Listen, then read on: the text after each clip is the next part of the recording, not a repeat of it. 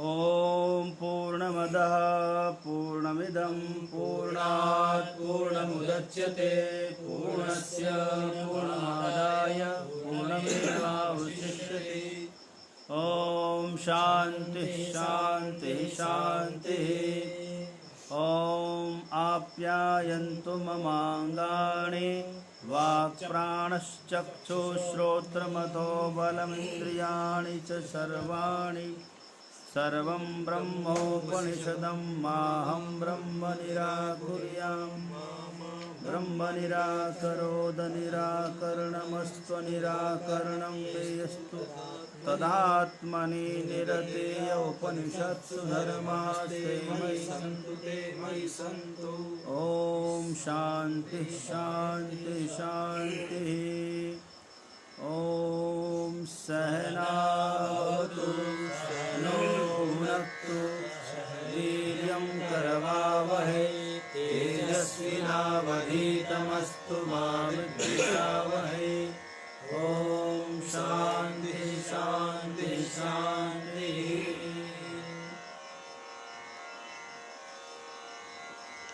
कठोपनिषद सरल व्याख्या में आज हम लोग प्रवेश करते हैं।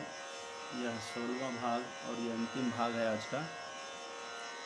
अवश्य ही श्रवण करना चाहिए। आइए सब लोग जल्दी से जल्दी आ जाइए।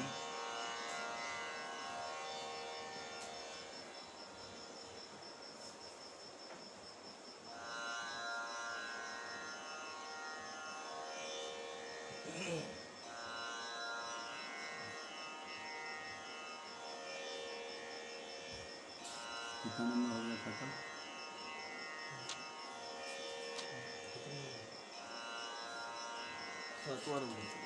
7वें नंबर से, यानी अध्याय 2 वल्ली 3 श्लोक नंबर 7वें मंत्र से हम लोग आगे चलेंगे। अव्यक्त इंद्रियेभ्यः परं मनो मनसः सत्त्वमुत्तमम्।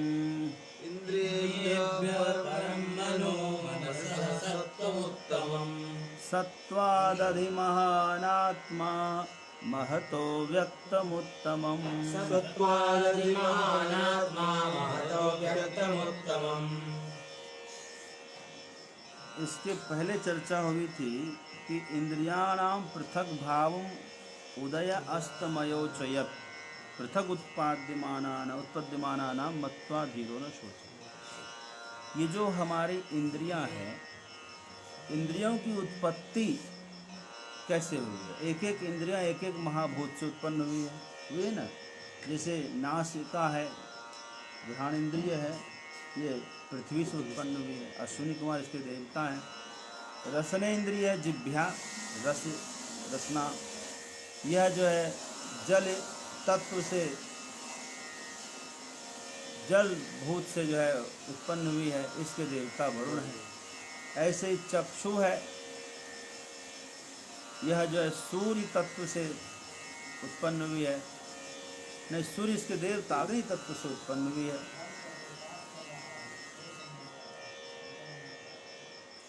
और ऐसे ही त्वगिंद्रिय है, त्वचा है, यह वायु तत्व से उत्पन्न हुई है, इसके देवता वायु हैं। श्रोत्रेंद्रिय है, यह आकाश तत्व से उत्पन्न हुई है। देखिए छिद्रात्मक ही है, इसमें कुछ और होता नहीं है। आप कान को पूरा देख लेंगे अंदर तक, केवल छिद्र के अलावा कुछ नहीं। इसी छिद्र में कहीं न कहीं वह इंद्रिय विराजमान है। इसी छिद्र में कहीं न कहीं वह इंद्रिय विराजमान है। इसके देवता दिक् है, दिशा है, दिक्पाल जिसको बोलते हैं। तो इस प्रकार इंद्रियों का अप्यय और उदय, उदय कहाँ से हुआ, अप्यय कैसे होना है, ये जान लिया आपने। तो एक एक इंद्रियों पर हम विजय प्राप्त कर सकते हैं। बड़ा सुंदर तरीका है इंद्रियों पर विजय प्राप्त करने के लिए। पहले किसी शत्रु पर विजय प्राप्त करना हो तो क्या करना पड़ेगा? पहले उस शत्रु को जानना पड़ेगा। उसकी निकालिए कुंडली, उसका बायोडाटा निकालिए, उस शत्रु का उदय कहाँ से है, उसका जन्म कहाँ हुआ, उसके माता पिता कौन है, उसके खानदान में कौन कैसे थे, सब जान लीजिए। उसके साथ में वर्तमान में क्या शक्ति है, क्या संपन्न है, क्या सामर्थ्य है, और इसका विनाश कैसे होता है, सब यदि आप जान लिए तो अब आप शत्रु से उतना डरेंगे नहीं। लेकिन जब तक आप शत्रु को जान नहीं लेते तब तक डरना होता है। आज कोरोना से आदमी थोड़ा डर कम हुआ है लोगों का। क्यों? अब इसको जान लिया लोगों ने कि बस ऐसे ही होता है, आता है तो डराता बहुत ज़्यादा है। तो काढ़ा पीना है, गर्म पानी पीना है, गरारा करना है, इससे सब ठीक हो जाएगा। इम्यूनिटी पावर बढ़ाना है, रोग प्रतिरोधक क्षमता बढ़ा देना है, ये ठीक हो जा रहा है। तो आदमी डरता नहीं है। डरा कब था? शुरू में। क्यों? पता ही नहीं था कि जाएगा कैसे, कौन सी दवाई काम करेगी। हालांकि अभी तक एक फिक्स दवाई नहीं निकल पाई है, लेकिन फिर भी डर अब वैसा नहीं रह गया है, लोग ठीक हो जा रहे हैं। उसी तरह से जो भी शत्रु है, शत्रु को जानने के बाद ही डर मिटता है। तो मत्वा धीरः न शोचते, धीर वीर पुरुष जो होते हैं शत्रु को जानने के बाद फिर वो निर्भीक होकर के लड़ते हैं, निर्भीक होकर के शत्रु का सामना करते हैं, फिर डरते नहीं है, डर के भागते नहीं है। अब यह प्रश्न होता है, क्या इंद्रियों पर अपना नियंत्रण है? क्या अपना नियंत्रण इंद्रियों पर हो सकता है? देखने में तो नहीं लगता है। यहाँ आदमी हर एक इंद्रिय का दास बना हुआ है, मन का भी दास बना है, बुद्धि का भी दास बना हुआ है। तो आदमी एक एक इंद्रिय का दास है। आंखें जबरन वहां लेकर जाती है जहां नहीं जाना चाहिए, वहां नहीं देखना है वही दिखाती है। जो शब्द नहीं सुनना है हम निश्चय करते हैं, फिर वही सुनते हैं। जिह्वा, डॉक्टर ने मना कर दिया मिठाई मत खाना, शुगर बढ़ी हुई है, कहीं से भी ठीक नहीं है, लेकिन जी का जो है चटपट चटपट मन मचल जाता है और आदमी चलो एक पीस खा ही लेते हैं। आवाज़ बढ़ा दें।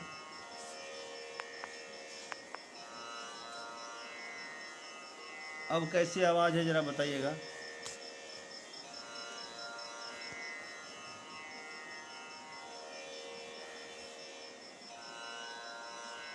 आवाज़ अभी कैसी है पवन जी, पवन बाबा? तुम देखो जरा मोबाइल में अपना।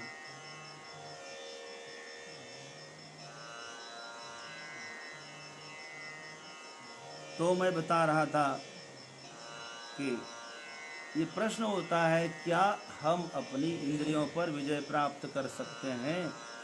क्योंकि इंद्रियां दिखाई नहीं देती है। जब तक दिखाई नहीं देगी कोई चीज़ तो हम उस पर विजय कैसे प्राप्त करेंगे? जीतने के लिए या उनसे हारने के लिए उनको देखना आवश्यक है। जी जी, ठीक है रमेश जी, रमदास जी। तो कहने का तात्पर्य है उसको देखना और जानना आवश्यक है, लेकिन इंद्रियां तो दिखती नहीं है। क्या अपने मन को देखा? क्या आपने अपने बुद्धि को देखा? अपने अहंकार को देखा? अपने चित्त को देखा? अपने आँखों को कोई देखा है? आँखों से हम सबको देखते हैं, हम अपनी आँखों को नहीं देख पाते। देखते तो बात कर लेते, क्यों फालतू दिखाता है? अपनी इंद्रियों का प्रत्यक्ष हमें नहीं होता है। थोड़े नहीं बढ़ा है, हैं? आवाज़ नहीं आ रही बराबर, कम आ रही है, लेकिन आवाज़ तो फुल है। हैं? तो माइक एक बार निकाल के देखो। एक बार निकाल के फिर लगाते हैं। सही कह रहे हैं आप।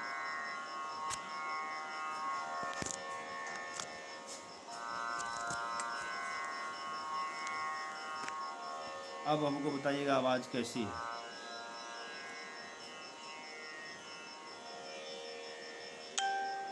आवाज़ अभी अभी कैसी है? अच्छा।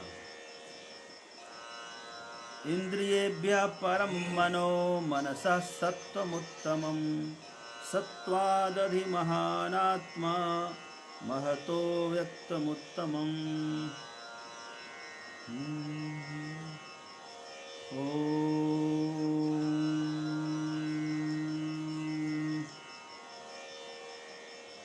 आवाज़ बढ़ गई है मेरे ख्याल से। हैं? जी, धर्मानंदास जी कहते हैं आवाज़ बढ़ गई है। इंद्रियेभ्यः परं मनो मनसा सत्त्वमोत्तमं सत्त्वादधिमहानात्मा मत्वा महतो व्यक्तमुत्तमम्। देखिए, यदि आप इस चीज़ को जान लेंगे तो फिर ये समस्या खत्म हो जाएगी।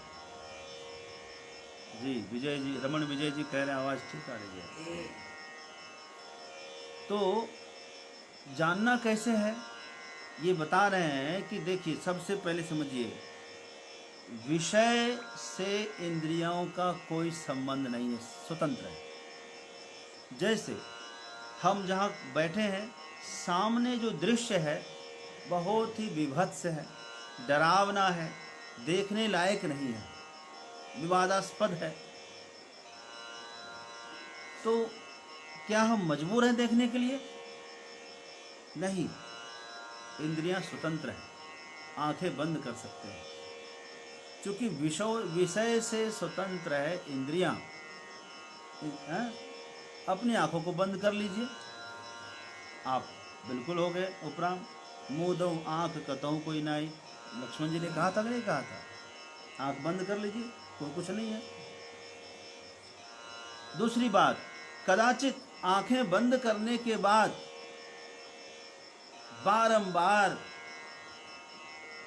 आंखें फड़फड़ा रही है, देखने के लिए एकदम लालायित है, तो आंखों को नियंत्रण करने वाला मन होता है। इंद्रियेभ्यः परं मनः, इंद्रियों से ऊपर है मन। इंद्रियों पर मन का शासन रहता है, तो अपने मन के द्वारा हम इंद्रियों को, हम अपनी आँखों को रोक सकते हैं। नहीं, this is not fair, you should not watch. हमें नहीं देखना है तो नहीं देखेंगे, उसको समझा सकते हैं। अभी आंखें बंद कर लिया और आंखों पर मन का नियंत्रण है, ये भी सही है, परंतु कदाचित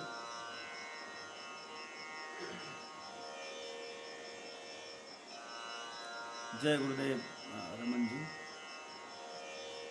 ये सुबह का समय है, हम लोग प्रतिदिन 1 घंटा स्वाध्याय करते हैं। अभी वर्तमान में कठोपनिषद चल रही है और कठोपनिषद में आज अंतिम दिन है। इसके बाद बड़ा सुंदर प्रश्नोपनिषद आ रहा है। तो प्रश्नोपनिषद में विभिन्न प्रकार के प्रश्न और उत्तर हैं, बड़ा सुंदर। इसके बाद कल से चलना है। मैं आज कोशिश करके PDF फेसबुक पर दिखा दूंगा, सब लोग लोड कर लेंगे, या पुस्तक मंगवाना संभव हो तो पुस्तक अवश्य मंगवा लें आप लोग।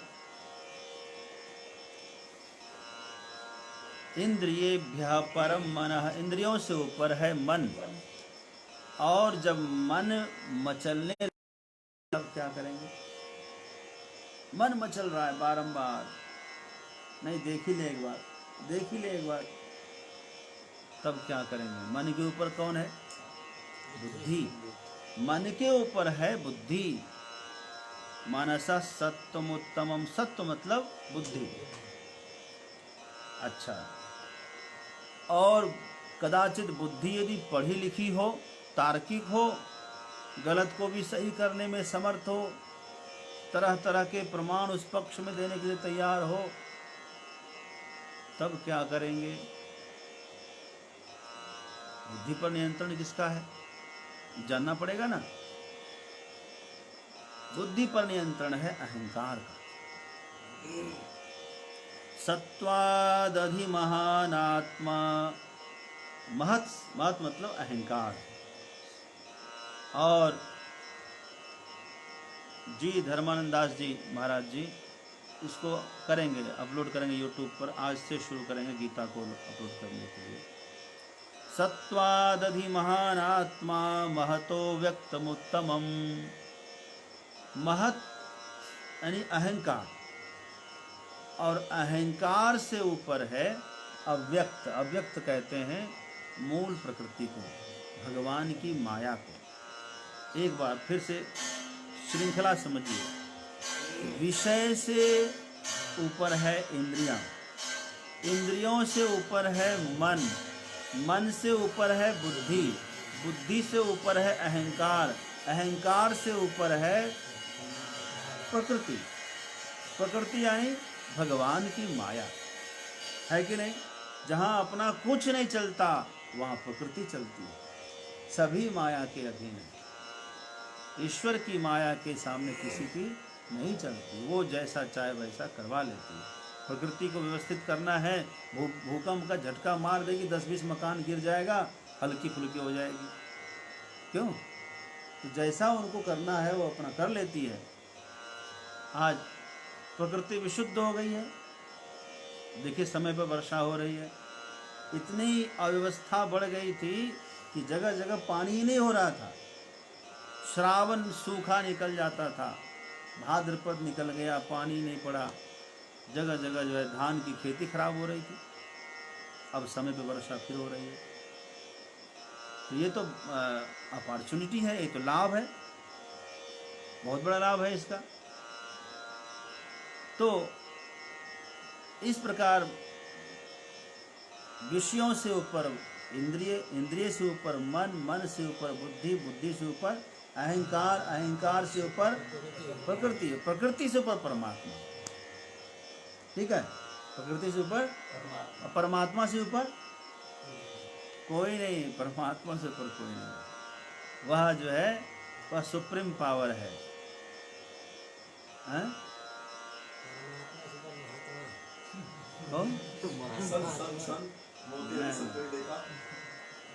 सब उसके अंदर ही है, उससे बड़ा किसी के चरण नहीं है।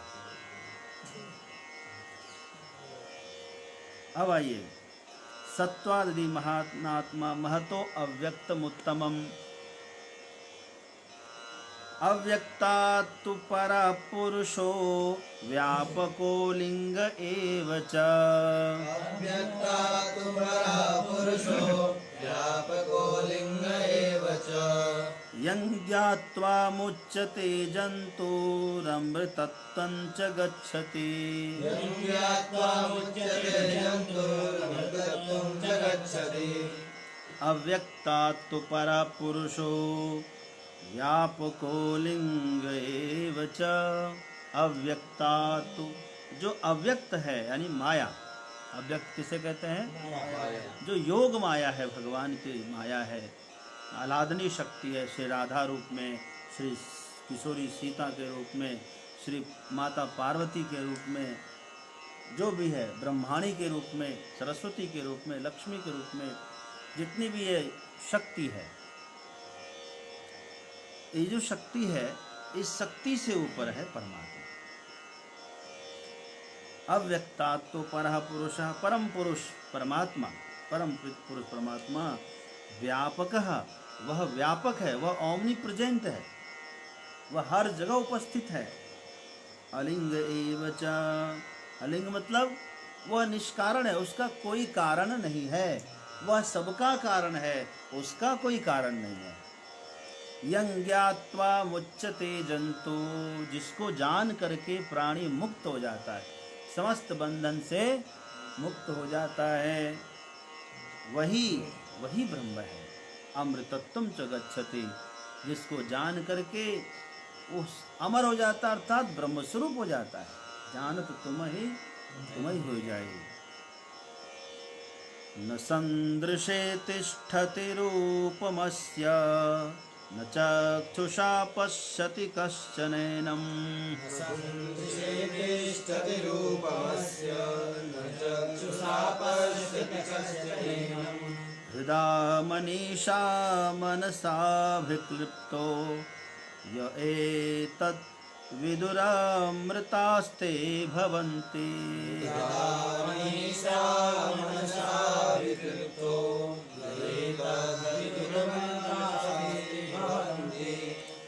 न सन्दृशे तिष्ठति रूपमस्य अस्य रूपम न सन्दृशे तिष्ठति। ये जो आत्म स्वरूप है, यह जो परम पुरुष परमात्मा है सबसे ऊपर, इसका जो स्वरूप है इन चक्षु में स्थिर नहीं होता, इस चक्षु में बैठ नहीं सकता। बैठ सकता है? जैसे आपने बद्रीनाथ का दर्शन किया तो बद्रीनाथ आपकी चक्षु में बैठे कि नहीं बैठे? बैठे ना। आपने दिल्ली देखा है तो दिल्ली आपकी आंखों में बैठ गई। जब आंख बंद करो दिल्ली, सोचते ही दिल्ली के दर्शन हो जाते। आपने ट्रेन देखा है, बुलेट ट्रेन देखा है, हवाई जहाज देखा है, तो हवाई जहाज आंख बंद करके अब देख लेते हैं। क्यों? क्योंकि वो आपकी आंखों में बैठ गया। उसका रूप, वो क्या हवाई जहाज थोड़ी बैठ पाएगा, उसका जो रूप है वो हमारी आंखों में बैठ गया है। इसी तरह से जो परमपिता परमात्मा है उसका रूप आंखों में नहीं बैठ सकता। न सन्दृशे तिष्ठति रूपमस्य अस्य रूपम न सन्दृशे। सन्दृश कहते हैं आंखों को। इन आंख में इनका रूप नहीं बैठ सकता। न चक्षुषा पश्यति कश्चित्, क्योंकि किसी ने देखा ही नहीं है। अच्छा, उसी का रूप हमारी आंखों में बैठता है जिसको हम आंखों से देखे होते हैं। जिसको देखे नहीं है उसका रूप बैठेगा आंख में? नहीं बैठेगा। देखा हुआ पदार्थ ही आंखों में बैठ सकता है, देखे हुए पदार्थ का रूप बैठ सकता है। किसी ने आज तक उसे अपने आंखों से देखा होता तो कह सकता था कि उसका रूप ऐसा है। नहीं देखा ऐसा, क्योंकि वह दर्शन का, देखने का विषय नहीं है। तो फिर देखने का विषय नहीं है तो किसी ने जाना कि नहीं जाना? बोले जाना, बहुतों ने जाना, बहुतों ने जाना है। तो बता दीजिए फिर कैसे जाना जा सकता है? हृदा मनीषा मनसा विक्लिप्तो।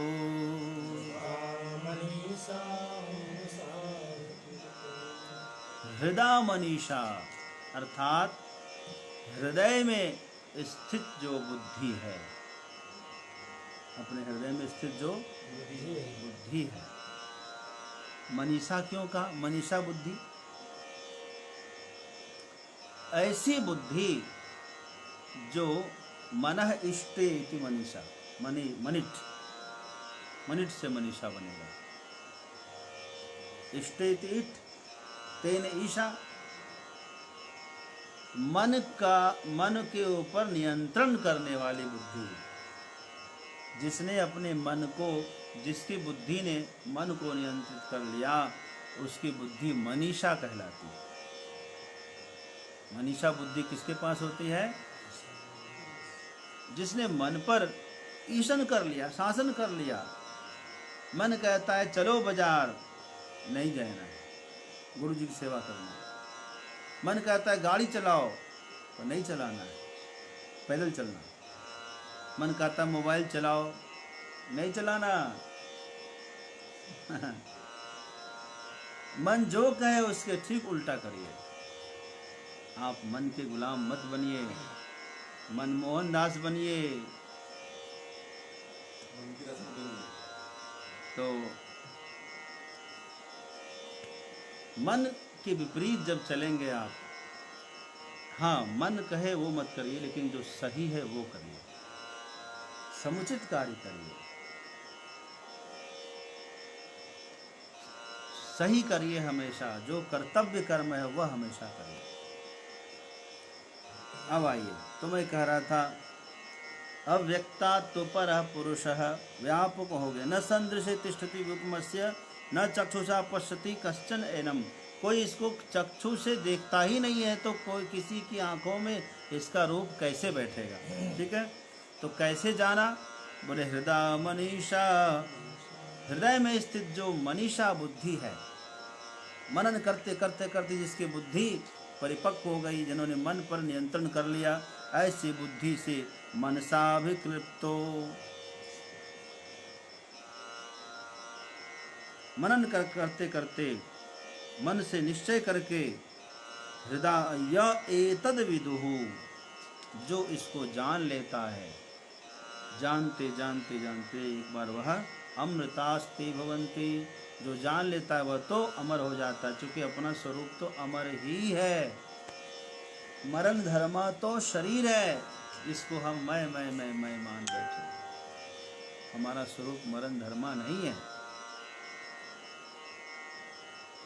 तो वो फिर कहा कि वह हृदय स्थित जो बुद्धि है वह कब इसके योग्य होती जानने योग्य का मनन करते करते जब बुद्धि संकल्प शून्य हो जाए,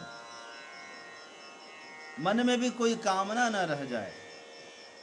कामना का आश्रय बुद्धि है। वैसे हम लोग कहते हैं मन में है कामना, मन संकल्प करता है, कामना करना बुद्धि का काम है, निर्धारण करना बुद्धि का काम है।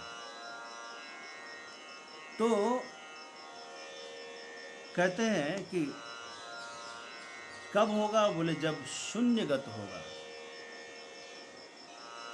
ध्यानम शून्यगतम मनः, ध्यानम निर्विषयम मनः, मन में कोई विषय ना हो, बुद्धि में कोई कामना बची हुई ना हो, तब वह जो है निर्विषय होने के बाद, कामना रहित होने के बाद ही बुद्धि मनीषा की भावना में आती है, यानी मनीषा बन जाती है। और फिर इससे सहज ही वह निश्चय हो जाता है, निर्धारण हो जाता है। यदा पंचावतिष्ठन्ते ज्ञानानि मनसा सह,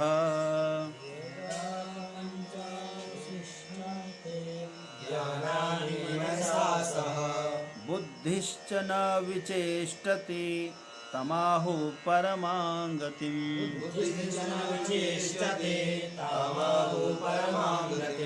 कहते हैं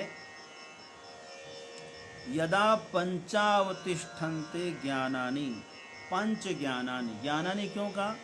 ज्ञानेन्द्रियाणि इत्यर्थः। जो पांच ज्ञानेन्द्रिय है ना, क्या क्या है? श्रोत्र कान, त्वक त्वचा, चक्षु रसना यानी जिह्वा और घ्राणेन्द्रिय नासिका। ये पांच ज्ञानेन्द्रिय जब स्थिर हो जाए, यदा पंचावतिष्ठन्ते, और मनसा, मन के सहित ये पांचों ज्ञानेन्द्रिय जब स्थिर हो जाएं, स्थित हो जाएं, और बुद्धिश्च न विचेष्टति, बुद्धि भी चेष्टा करना बंद कर दे। जिस समय यस्मिन् काले स्वविषयेभ्यो निवर्तितान् आत्मन्येव पंच ज्ञानानि ज्ञानार्थत्वात् श्रोत्रादि, श्रोत्रादि को ज्ञानार्थक होने का सु ज्ञानानि कह दिया। ज्ञान इंद्रिय है तो ज्ञान शब्द से भी प्रयोग कर दिया। यहाँ लिखा है ना ज्ञानानि, तो मतलब क्या है? ज्ञानेन्द्रिय। जो पांच ज्ञानेन्द्रिय हैं, जब ये पांचों ज्ञानेन्द्रिय मन के सहित पांचों ज्ञानेन्द्रिय जब स्थिर हो जाएं और बुद्धि भी चेष्टा करना बंद कर दे, बुद्धि भी स्थिर हो जाए, तब इसको भाव समाधि कहते हैं। क्या कहते हैं? तो भाव समाधि की दशा जब आ जाए उसको योग दशा कहते हैं। क्या कहते हैं इसको? ताम योगमिति मन्यन्ते इंद्रिय धारणाम,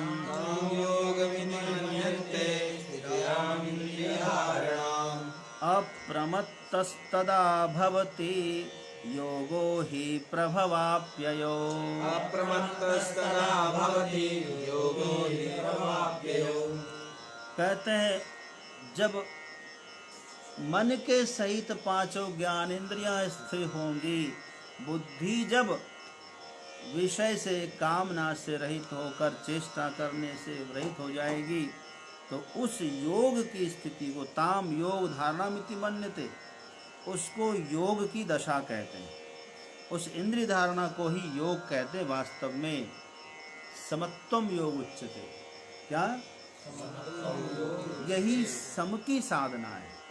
शमो अंतर इंद्रिय निग्रह, दमो बाह्य इंद्रिय निग्रह। बाह्य इंद्रिय, बाहरी जो इंद्रियां ज्ञान इंद्रियां, उसके साथ साथ अंतर इंद्रिय मन का भी निग्रह जब हो गया तो समत्वम योग उच्चते, यही योग है। इस योग की दशा में आने के बाद है ना, प्रमाद खत्म हो जाता है, फिर कोई प्रमाद नहीं रहता। अप्रमत्तस, प्रमाद रहित हो जाने के बाद तदा भवति योगो ही प्रभावाप्ययो, क्योंकि योग ही प्रभाव और अप्यय होता है, क्योंकि योग ही उत्पत्ति और नाश रूप भी योग ही है।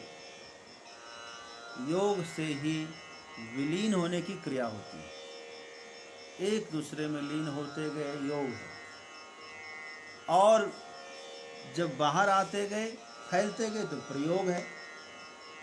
योग और प्रयोग ही का नाम संसार है। क्या योग और प्रयोग, इसी का नाम संसार है।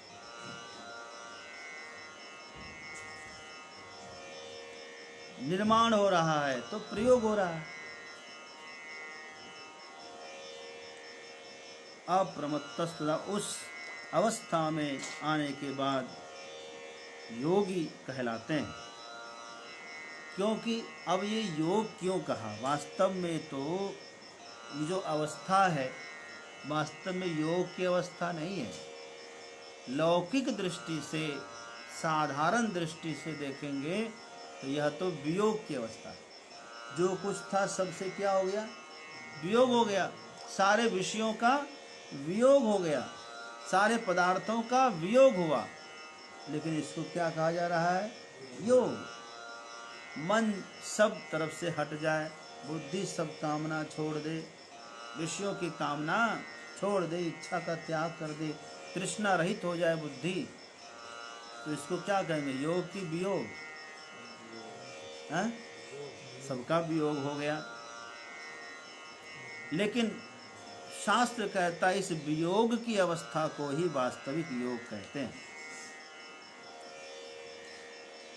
इस वास्तव में इस अवस्थाम ताम ईदृशीम तदवस्थाम योगम इति मन्यन्ते वियोगम एव संतम। ये वास्तव में तो वियोग ही है, क्योंकि सर्वानर्थकारी जो विषय है, पदार्थ है, उसका जो लोभ लालच है, उसकी जो तृष्णा है, उसका तो वियोग हो गया है।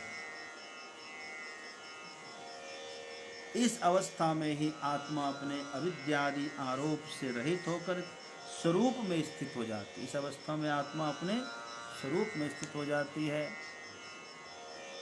तब स्थिर हो जाने से, अचल हो जाने से उस समय साधक पुरुष प्रमाद रहित हो जाता है, प्रयत्न करता रहता है, अर्थात हमेशा समाधान के प्रति डटा रहता है, कर्तव्यनिष्ठ रहता है।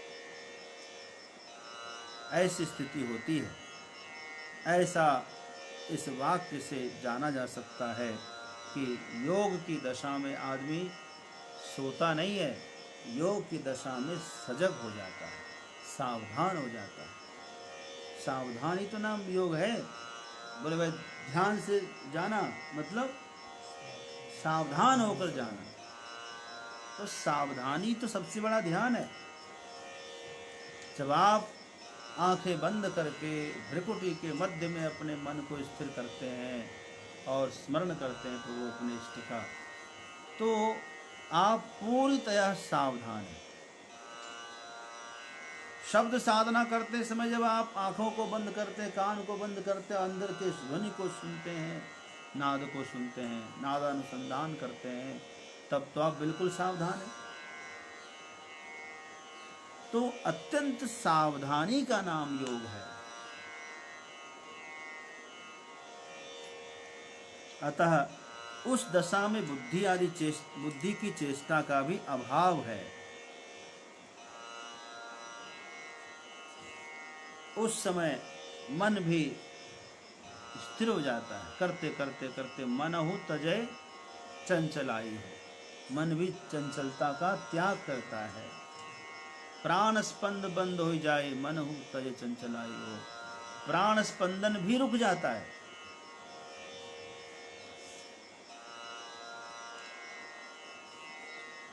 और आइए,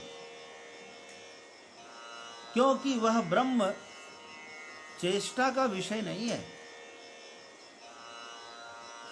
यदि वह चेष्टा का विषय होता तो वह यह ब्रह्म है इस प्रकार विशेष रूप से ग्रहण किया जा सकता था, किंतु बुद्धि आदि के निवृत्त होने पर तो उसका ग्रहण होता है। तब सवाल है, जब बुद्धि ही निवृत्त हो गई, चेष्टा रहित हो गई, तब किसने देखा उसको? आखिर वह बुद्धि का विषय है या नहीं, ये प्रश्न है। तो फिर उत्तर में श्लोक आ रहा है, नैव वाचा न मनसा, नैव वाचा न मनसा प्राप्तुं शक्यो न चक्षुषा, नैव वाचा मनसा प्राप्तुं शक्यो न चक्षुषा, अस्तीति ब्रुवतोऽन्यत्र कथं तदुपलभ्यते, अस्तीति ब्रुवतोऽन्यत्र कथं तदुपलभ्यते। नैव वाचा न चक्षुषा, वाणी से नहीं, वाणी से उसका कथन नहीं हो सकता। जस कथिए तस होत नहीं, जस है तैसा सो, कथन नहीं हो सकता, क्योंकि वाणी ने देखा नहीं है और जिसने देखा वो कह नहीं सकता है। वो तो आप कहानी सुने ही होंगे, हाथी वाला। गांव में एक हाथी आए, उसको देखने के लिए 7-8 सूरदास पहुँचे, भाई हमको भी हाथी दिखा दो, हमको भी हाथी दिखा दो। लोगों ने हाथ पकड़वा कर हाथी दिखा दिया, छुआ दिया। किसी ने पैर पकड़ा, किसी ने पूंछ पकड़ा, किसी ने पेट पकड़ा, किसी ने कान पकड़ा, किसी ने सूंड पकड़ लिया। और बाद में सब बाहर आए, देखा हाथी? हाँ देखा, हमने देखा, खम्बे ऐसा होता है, देखा हाथी देखा। और हाँ देखा, रस्सी रस्सी ऐसा हाथी होता है। उनका नहीं, तुम लोगों ने क्या देखा? हाथी तो सूप जैसा होता है। हमने कहा कि तुम सब मूर्ख हो, हाथी तो पानी का टंकी जैसा होता है। सब लड़ने लगे आपस में, गुफा जैसा होता है। तो अब सबने हाथी के बारे में ही बताया, कोई झूठ नहीं बोल रहा, सब सही बोल रहा, लेकिन सब की बातें सब रंग है। आप सोचिए जरा, कोई झूठ बोल रहा? कोई झूठ नहीं बोल रहा, लेकिन सब पूर्णांश का नहीं बोल रहा, क्योंकि वाणी पूर्णतः उसको नहीं कह सकते। हाँ, क्योंकि आंखों ने देखा ही नहीं है, क्योंकि सब अंधे। तात्पर्य यह है कि ब्रह्म विषयक दर्शन नहीं हुआ है और ब्रह्म का कथन हो रहा है। तो बोले कैसा होगा कथन? वह कथन उस अंधे की तरह ही है, जिसने अनुभव तो किया है लेकिन देखा नहीं है, और एक अंश का अनुभव, एक छटाक का अनुभव कर लिया। हम बोले जा रहे हैं, इसका मतलब ये नहीं समझना कि हमने ब्रह्म दर्शन कर लिया, ये सब मत समझना। इसलिए एक महापुरुष बड़ी अच्छी बात कह रहे थे कि खिचड़ी पकाते हैं, सब लोग पकाते हैं ना, तो खिचड़ी देखना, उसकी आवाज़, जो अच्छे कलाकार बनाने वाले होते हैं, आवाज़ से पहचान लेते हैं खिचड़ी पक गई कि नहीं पक गई। जब तक खिचड़ी कच्ची होती है तब तक उसकी आवाज़ जो है आवाज़ अलग होती है, बहुत आवाज़ होती है, फड़ फड़ फड़ फड़ फड़ फड़, या बुद जो भी करना है उसको होता रहता है। लेकिन जब खिचड़ी पूरी तरह पकती है तो फिर उसका आवाज़ बंद हो जाती है। समझ आएगी कि नहीं? देखा, कभी अनुभव किया? पतीले में खिचड़ी बना के देखा होगा, फिर उसको कभी जोर से एक बार फट से आवाज़ होती है, कभी कभार, मतलब सावधान, तब जलने वाली खिचड़ी, उसको बंद कर दीजिएगा। तो जब तक आवाज़ आती रहती है तब तक समझिए खिचड़ी पकी नहीं है। इसका मतलब हम यदि बोल रहे हैं, आवाज़ निकल रही है ब्रह्म विषयक, तो हमारी खिचड़ी अभी पकी नहीं है। समझ गए? हमारी खिचड़ी पकी नहीं, पक जाती तो फिर हम शांत हो जाते हैं। गुरुदेव देखिए अब बोलना ही बंद कर दिए। तो हमारी खिचड़ी पकी नहीं है, इसलिए हम बोल रहे हैं। चूल्हे पे चढ़ी है, इसीलिए आवाज़ निकल रही है। अब इसका मतलब आप ये नहीं समझना जो सुनने वाले हैं कि आप लोगों की खिचड़ी पक गई, आप लोग चुप हैं। आपकी तभी चूल्हे पे भी नहीं चढ़ी है। यतो वाचो निवर्तन्ते अप्राप्य मनसा सह, जी बिल्कुल, तदे ब्रह्मत्वं विद्धि नेदम यदिदम उपासते, वही ब्रह्म है, वाणी से ऊपर है। नैव वाचा नैव मनसा यन्मनसा न मनुते येनाहुर्मनोमतं, तदे ब्रह्मत्वं विद्धि नेदम यदिदम उपासते। हाँ, शक्यो न चक्षुषा, चक्षु से भी नहीं, अस्तीति ब्रुवतो अन्यत्र, वह है ऐसा कहने वालों से अन्यत्र जो कोई पुरुष है। एक तो आस्तिक है जो कहता है हाँ आत्मा है, एक नास्तिक कहता है आत्मा आत्मा कुछ नहीं है, प्राण ही सब कुछ है, प्राण निकल गया तो राम राम। तो एक अस्तित्व के नास्तित्व के विचिकित्सा करते हैं। शुरू में जो प्रश्न था नचिकेता का, तो आस्तिक तो है ऐसा उसको जानेंगे, जो नास्तिक है वो उसको नहीं है ऐसा जानेंगे। तो कथम उपलभ्यते अस्तीति ब्रुवतः अन्यत्र, कथम उपलभ्यते अस्तीति ब्रुवतः, जो व्यक्ति अस्ति ऐसा बोलते हैं उनसे अन्यत्र, उनसे भिन्न कौन है? नास्तिक। उनको कैसे प्राप्त होगा? इस पर और स्पष्ट रूप से कह रहे हैं, अस्तित्वोपलब्ध है भी।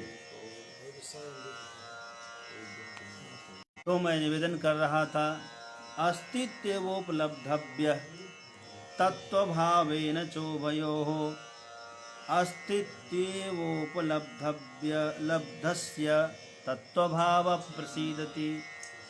दो भाव है, एक तो अस्ति अर्थात है ये, दूसरा है कि तत्व भाव। तत्व भाव मतलब तत्वतः जान लिया, यही है ऐसा। तो एक अस्ति इति निश्चयः, दूसरा अहम एवास्मि, यही है वह, मैं ही वह हूँ अपना स्वरूप के बारे में। तो दूसरा वाला जो भाव है वह जो है प्रशंसनीय भाव है, उससे श्रेष्ठ है। सामान्य निर्धारण है अस्ति, वह है ऐसा निर्धारण। विशेष निर्धारण है, विशेष निश्चय यह है कि वह मैं ही हूँ, वह अपना स्वरूप ही है।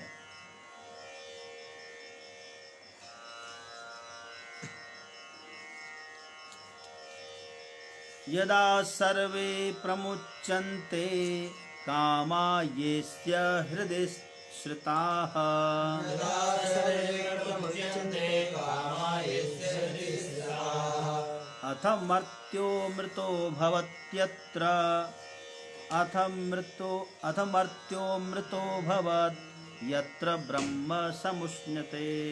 उच्यन्ते सर्वे कामना, सर्व मतलब क्या? समस्त तृष्णाएं स्थिता जो हृदय में, अस्य पुरुषस्य हृदय स्थिता, जो हमारे हृदय में स्थित कामनाएं हैं, जिस क्षण ये समस्त कामनाएं समाप्त हो जाएंगी, अथम मृत्यो अमृतो भवति, उस समय में आदमी मृत्यु से, मृत्यु किसे कहते हैं? अविद्या ही मृत्यु है। अविद्या ही क्या है? हाँ, जिस समय समस्त कामना संकल्प विकल्प आदि जो छूट जाती है,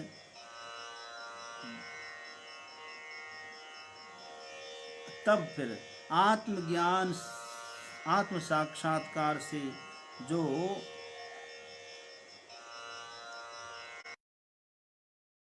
विद्या कामना और कर्म रूप मृत्यु का नाश हो जाता है।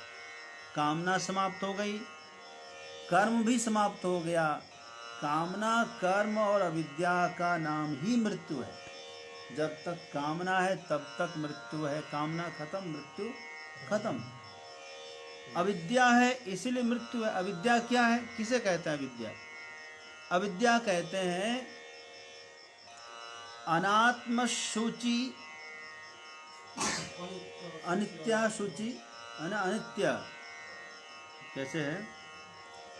अनित्या अशुचि अनात्मसु नित्य सूचि सुखात्मा ख्याति अविद्या। अनित्या शुचि अनात्मसु, अनात्मा अनित्या शुचि दुखानात्मसु नित्य शुचि सुखात्मा ख्याति अविद्या। अनित्य अशुचि दुख और अनात्मा में इसके ठीक उल्टा, अनित्य को नित्य समझ लेना, नित्य। अशुचि को शुचि समझ लेना, शुचि मतलब पवित्र। अपवित्र को पवित्र समझ लेना। जो दुख है उसको सुख समझना। जो अनात्मा है अर्थात आत्मा नहीं है, शरीर, शरीर आत्मा नहीं है, उसको आत्मा समझना, यही अविद्या है। जब शरीर को आत्मा मानेंगे तो शरीर के मरने पर अपने को मरा हुआ समझेंगे ना।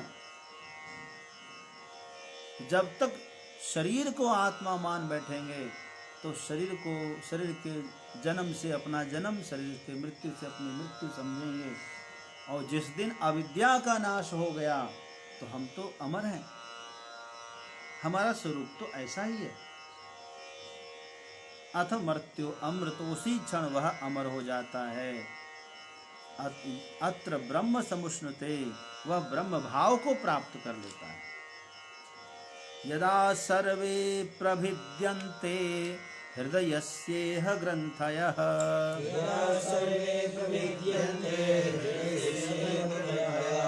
अथ मर्त्योऽमृतो भवति एतावध्यनुशासनम्।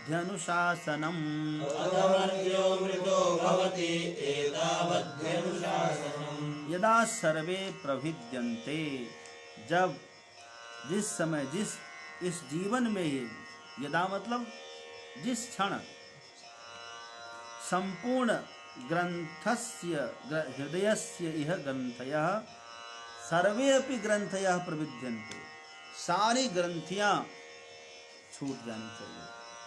जैसे रस्सी में गांठ लग जाती है ना, तो कितना बुरा लगता है, अटकता रहता है। तो ग्रंथियां जब तक छूट न जाए, ग्रंथियां खुल न जाए, तब तक सुकून नहीं मिलता है। तो ये जो अविद्या रूपी ग्रंथियां है, संपूर्ण अविद्या का छेदन होने से अविद्या की ग्रंथियां खत्म हो जाए। भिद्यते हृदय ग्रंथि छिद्यन्ते सर्व संशयाः, क्षीयन्ते चास्य कर्माणि तस्मिन् दृष्ट्वा परावरे। उस परावर ब्रह्म में, ब्रह्म के दर्शन से हृदय की ग्रंथियां सब खुल जाती है, सारे संशय छिन्न हो जाते हैं। और क्षीयन्ते चास्य कर्माणि, सारे कर्म भी इसके समाप्त हो जाएंगे, क्षीण हो जाएंगे। शुभाशुभ समस्त कर्म क्षीण हो जाएंगे। उसी क्षण सारे बंधन से मुक्त होकर के अथ मर्त्यो अमृतो भवति, वह जो है मर्त्य मतलब मरण धर्मा। कौन है? शरीर सहित जो जीव है वही मरण धर्मा है। शरीर से रहित जो जीव है वह अमृत है। तो शरीर को जब मान लिया कि ये शरीर मैं नहीं हूँ, इंद्रिय मैं नहीं हूँ, प्राण मैं नहीं हूँ, मन बुद्धि मैं नहीं हूँ, मैं इन सब का दृष्टा हूँ, मैं इन सब का साक्षी हूँ, उसी क्षण वह मुक्त हो गया। तदा वह भवति मर्त्यः एतावद्य अनुशासनम, वह संपूर्ण वेदांतों का समझ लीजिए, बस यही आदेश है। यही क्या है? संपूर्ण वेदांत शास्त्र का अनुशासन है, यही आदेश है, यही संदेश है एकमात्र। शतं चैका च हृदयस्य नाड्यस्तासां मूर्धानमभिनिसृतैका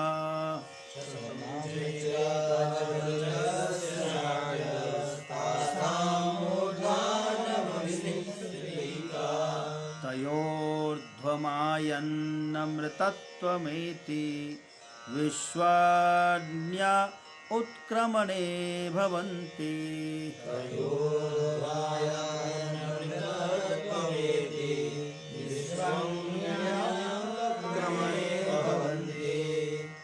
कहते हैं शतम चैका हृदयस्य नाड्य, हृदय से 101 नाड़ियां निकलती हैं। कितनी? 101 नाड़ियां। शत नाड़ियां, एका कौन सी? सुषुम्ना। एक नाड़ी, उसमें से एक नाड़ी जिसका नाम है सुषुम्ना नाड़ी, वो ऊपर की तरफ जाती है, ऊपर की तरफ यहाँ से होते हुए निकल जाती है। और सब नाड़ियाँ शरीर के अन्य अन्य स्थानों में जाती है। 101 नाड़ियाँ हैं। 100 नाड़ियाँ तो अन्य सब इंद्रियों की तरफ जाती है, लेकिन सुषुम्ना नाड़ी ऊपर की तरफ जाती है। सुषुम्ना नाड़ी कहाँ जाती है? ऊपर की तरफ जाती है। शतम चैका च हृदयस्य नाड्यः, और तासाम मूर्धानम अभिनिसृतैका, एक जो है मूर्धानम अभिनिसृति, मूर्धा की तरफ, ऊपर की तरफ जाती है, एक नाड़ी बस, और बाकी सब नीचे की तरफ जाती है। तयोर्ध्वमायन्नमृतत्वमेति, जो ऊपर की ओर गमन करने वाला पुरुष है, उस सुषुम्ना के माध्यम से पुरुष ऊपर की तरफ जाता है। सुषुम्ना नाड़ी का चिंतन करके, ध्यान करके, जब हम दोनों भ्रुकुटी के मध्य में ध्यान करेंगे तो हम सुषुम्ना नाड़ी का सेवन करेंगे। देखिए, ये इड़ा भगवती गंगा, और ये बाएं तरफ पिंगला, इड़ा पिंगला, और मध्य में यहाँ सुषुम्ना नाड़ी मध्य से निकलती है। इड़ा पिंगला और सुषुम्ना 3 यहाँ तक आई, लेकिन ये दोनों इधर ही रह जाती है, सुषुम्ना यहाँ से ऊपर जाती है। तो जो साधक सुषुम्ना का चिंतन करता है, सुषुम्ना का ध्यान करता है, वह ऊपर की तरफ जाता है। तयोर्ध्वम आयन्नमृतत्वमेति, एक इससे वह अमरता को प्राप्त कर लेता है। विश्वम्या उत्क्रमणे भवन्ति। विश्वम क्या है? विश्वट अन्या, द आधा है, और कहाँ है इसमें?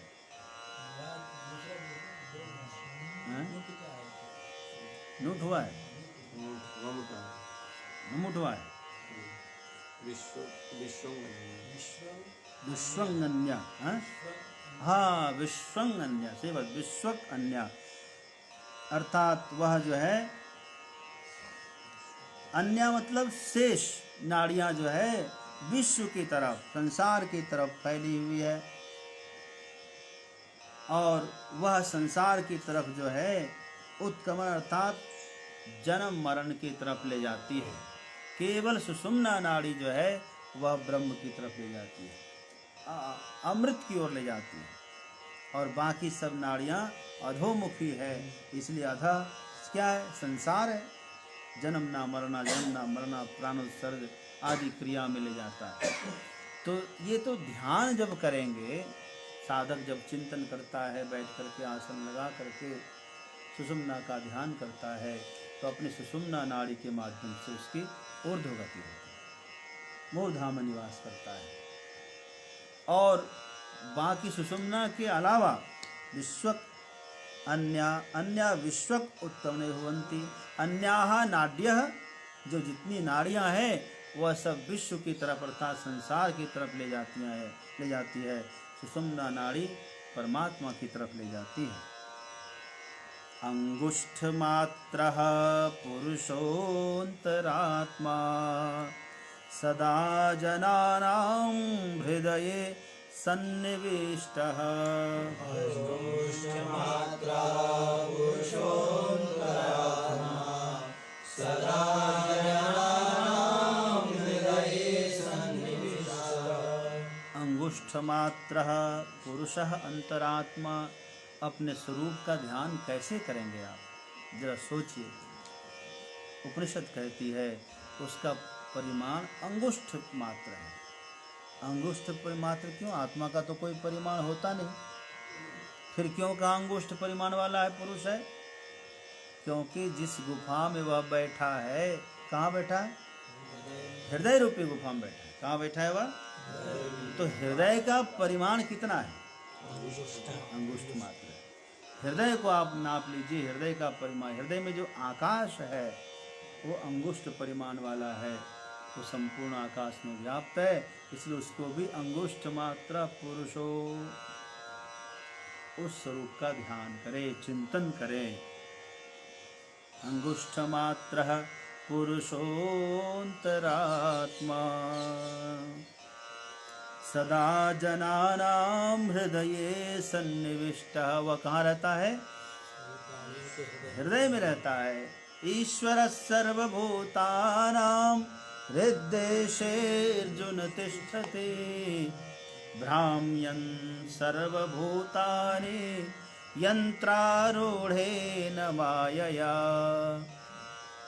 वह जो है समस्त प्राणियों के हृदय में स्थित होकर के रहता है और वही चलाता है।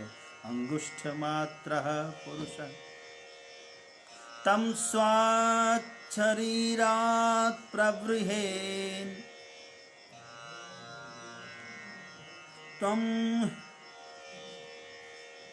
तं स्वाच्छरीरात् प्रबृहेन् मुञ्चादि वेशिकानां धैर्येण।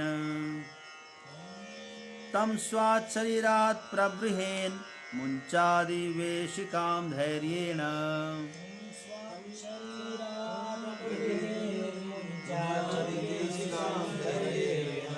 तं विद्यात् शुक्रममृतं, तं विद्यात् शुक्रममृतमिति।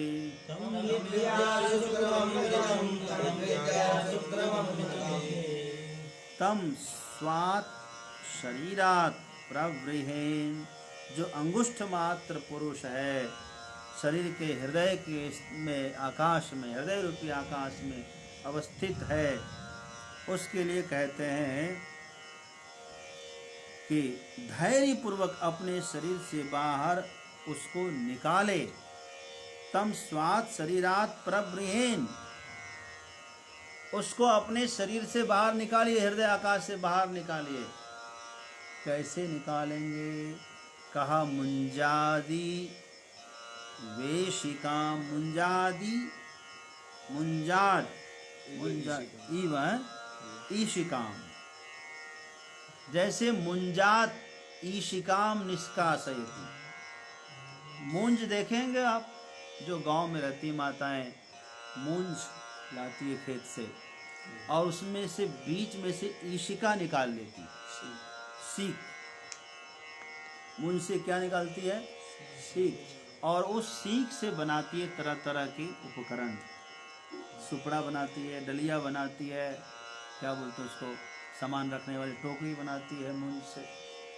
तो जैसे मूंज से ईशिका यानी सीख निकाल लेती है माताएं, उसी प्रकार हृदय में स्थित उस पुरुष को बाहर निकाल लेना है और उसका साक्षात्कार करना है।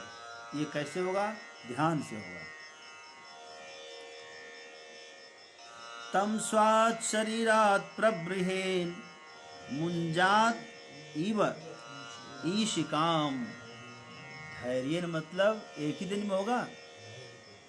धीरज रखिए, धैर्य रखिए और सतत साधना करते रहिए। करत करत करत करत अभ्यास, ध्यान अभ्यास करो सद सद ही। चातक दृष्टि बनाई हो, लखत लखत छवि बिंदु प्रभु की। ज्योति मंडल धस ढाई। इसलिए ध्यानाभ्यास करते रहिए, नित्य प्रति स्वाध्याय करते रहिए। नित्य प्रति सत्संग करते रहिए। करते करते करते एक दिन आत्ममुख जो है मन अंतर्मुखी हो जाएगा, ये बुद्धियाँ अभिमुखी हो जाएगी और संकल्प विकल्प का त्याग हो जाएगा। तम विद्या शुक्रम अमृतम, वह शुद्ध है। शुक्र मतलब शुद्ध है, अमृत मतलब वह अमर है, अपना स्वरूप अमर है। याद रखिए, इसको कभी भूलने वाली चीज नहीं है। तम विद्या शुक्र 2 बार कहा, वह अमर है, वह अमर है, वह विशुद्ध है, वह विशुद्ध है। मृत्यु प्रोक्तां नचिकेतोऽथ लब्ध्वा विद्यामेतां योग विधिं च कृत्स्नम्। मृत्युप्रोक्तां नचिकेतोऽथ विद्यामेतां योगविधिं च कृत्स्नम्। ब्रह्म प्राप्तो विरजो भूद्विमृत्युर् अन्योप्येवं यो विदधात्ममेव। ब्रह्मप्राप्तो विरजो मृत्युरन्योप्येवं यो विदधात्ममेव। प्रवृहेद का अर्थ पूछ रहे हैं, आपने पूछा है प्रवृहेद का क्या अर्थ है। मुंजात प्रवृहेद कहते हैं तम स्वाद आत्मीयात शरीरात प्रवृहेत, अर्थात उद्यच्छेन, अर्थात निष्कर्षेत, निष्कर्षण कर लीजिए। पृथक कुर्यादित्यर्थ 3-4 पर्यायवाची दिया है भगवान शंकराचार्य ने। प्रवृहेत का मतलब उद्यच्छेद, निकाल लीजिए हाथ से, अथवा निष्कर्ष करिए, उसका कर्षण करिए, खींच के निकाल लीजिए, अथवा पृथककरण अलग अलग कर दीजिए। तो जो हृदय रूपी गुफा में, हृदय रूपी आकाश में मिला हुआ है, समाया हुआ है, तो कैसे निकलेगा? ध्यान करके, विवेक पूर्वक उसका मंथन करके, उसकी भावना करके वहां से उसको प्रकट कर लेना है, अलग कर लेना है। प्रवृहेत का मतलब है अलग कर लेना, अलग निकाल करके अलग कर लेना है। मृत्यु प्रोक्ताम नचिकेतोऽथ लब्ध्वा, मृत्यु देवता ने इस आत्मज्ञान के बारे में बड़ा सुंदर बताया और नचिकेता ने इसको प्राप्त किया। विद्यामेताम योग विधिम, योग विधि, विधि पूर्वक योग, और इस विद्या आत्मविद्या को प्राप्त किया, संपूर्ण रूप से प्राप्त किया नचिकेता ने। ब्रह्म प्राप्तो, मानो नचिकेता ने ब्रह्म को अनुप्राप्त कर लिया। नचिकेता कृत्य हो गया, केवल सुनने से नहीं हुआ, श्रवण हुआ है, मनन निधिध्यासन बाकी है। एक निश्चय पर पहुंच गया कि हाँ, ऐसा अंतरात्मा, मैंने अनुभव किया यही वह आत्मा है, मैं अब कृत्य हो गया हूँ। विरजो भूत, वह जो है विरज हो गया। विरज मतलब धर्म अधर्म कर्म विकर्म से सबसे शून्य हो गया, रहित हो गया। अब मेरे लिए कोई कर्तव्य विशेष नहीं है। बेमृत्यु हो, मृत्यु से छूट गया। कहा कि अरे मैं तो अमर हूँ, मेरा स्वरूप ऐसा है, मैं अमर हो गया, मैं अमर हो गया। यह अनुभव करने लगा, वह नाचने लगा खुशी के मारे, बहुत आनंदित हो गया।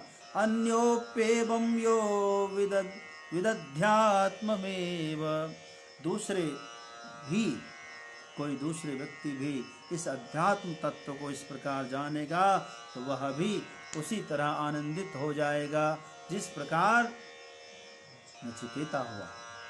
नचिकेता कृतकृत्य हो गया, अपने आप को धन्य समझता हुआ, कृतार्थ समझता हुआ, बारंबार प्रणाम करता है, बारंबार जो है धन्यवाद ज्ञापन करता है।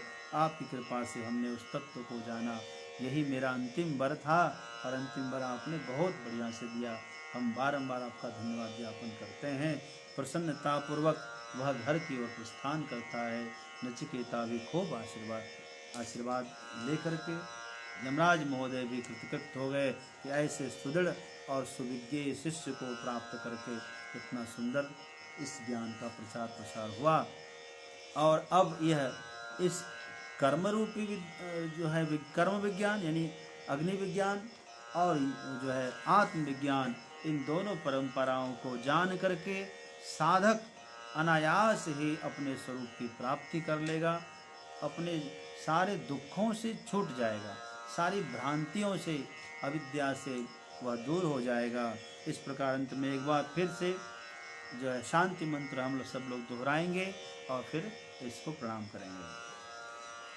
ओम सहना भवतु सहनो भुनक्तु सह वीर्यं करवावहै तेजस्विनावधीतमस्तु मा विद्विषावहै। ओम शांति शांति शांति। कल से हम लोग प्रश्नोपनिषद करेंगे। आप सबको बहुत बहुत बधाई हो कठोपनिषद की पूर्णता पर। ऐसे ही निर्विघ्न सारे ग्रंथ संपन्न हो, एक एक करके ग्रंथों का ज्ञान हो। आप सब जो जुड़े हुए भक्तजन हैं उन सब को तत्व का वास्तविक ज्ञान होना चाहिए। ऐसे ही ग्रंथ आप हाथ में रखेंगे, प्रश्न भी पूछ लेंगे तो आपके लिए सब सहज हो जाएगा। रमेश दास जी हैं भोपाल से, आदरणीय रमेश दास जी। धर्मानंद बाबा ऋषिकेश से हैं, मालती माता जी पटना सिटी से, और उसके बाद राजेंद्र कुमार गोयल जी हैं पंजाब से। जगदीश सिंह चावड़ा जी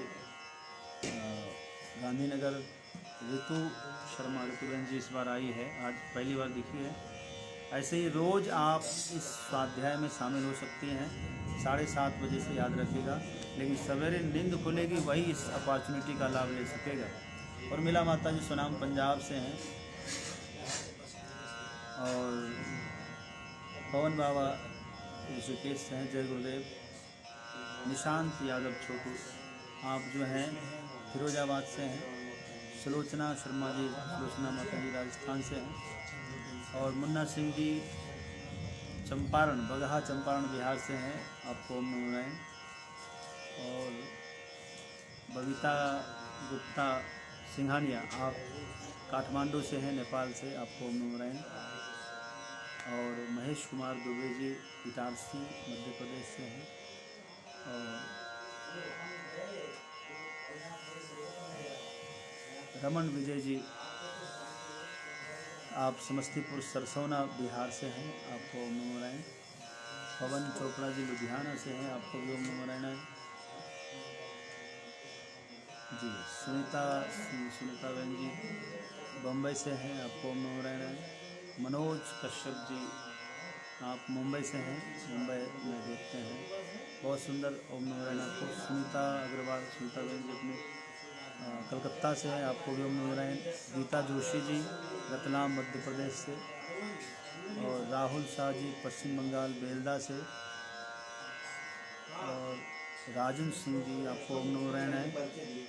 और मंजू शर्मा जी, मंजू बहन हमारी वहाँ से हैदराबाद से हैं, आपको ओम नमो नारायण। अलका बहन प्रजापति जी, अलका बहन कलोल गुजरात से हैं। और